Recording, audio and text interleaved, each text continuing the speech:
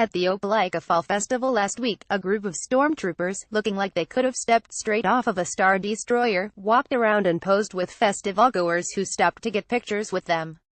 The people behind the white Imperial soldier armor are a group of local Star Wars fans known unofficially as the Opelika Stormtroopers. For the most part, the Opelika Stormtroopers are actually members of the 501st Legion, an international fan-based organization for Star Wars enthusiasts that create and wear movie-accurate costumes to events.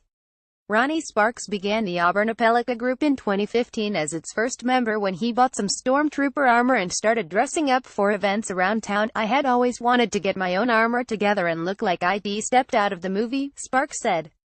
Sparks also put together a set of Stormtrooper armor for his older son and a Jawa costume for his younger son, and the three of them started attending events. When Sparks found out a few months later that there were some other guys in Opelika also trying to join the 501st Legion, they got together and the Opelika Stormtroopers became a group. There are currently 7 members in the local troop. Brian Lewis and his son, Matthew Lewis, are 2 of them. The father and son joined the Opelika Stormtroopers after they met Sparks and his 2 sons in costume outside a GameStop one night.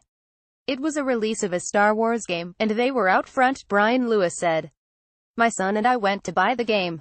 We got to talking to them, and then we joined up probably several months after that." The Opelika Stormtroopers attend all kind of events, including birthday parties, charity events, children's hospitals, video game releases at GameStops and movie releases at theaters. "We do mostly children's events, anything that has to do with making kids either feel good or forget about whatever bad is going on in their life," Brian Lewis said. "This time of year gets crazy," Sparks said. The September-October time, there are more events than there are in other parts of the year. They plan to be at the AMC Tiger 13 Theater in Opelika for the opening weekend of the new Star Wars movie in December. The Stormtroopers don't charge for any events they attend. Sparks and Brian and Matthew Lewis assembled and modified their armor sets themselves. The 501st requires that members' costumes pass high standards, ensuring they are screen accurate. "It has to be exactly like they would have made it back in the original movies," Brian Lewis said.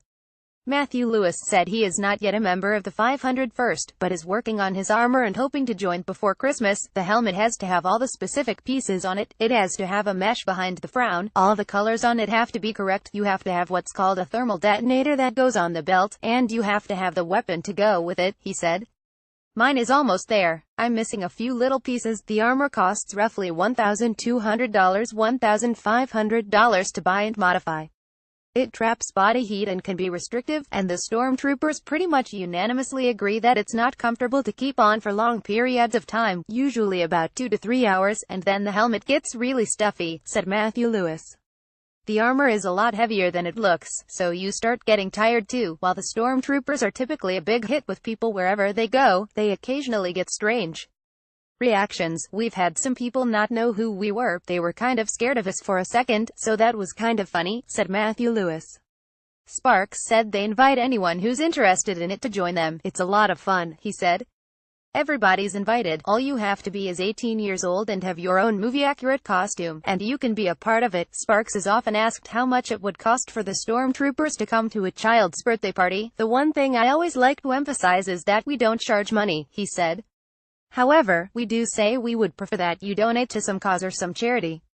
It's not a requirement, you don't have to do it, but if you feel like you want to give money, then give to some charity or cause." Sparks said that licensing issues with Disney and Lucasfilm is one reason they don't charge money. "Part of the reason is simply because I do this really as a hobby, and because it's fun, and because I like to see the smiles on kids' faces. It's a way for us to give people a little bit of a break from the reality of life," Brian Lewis said.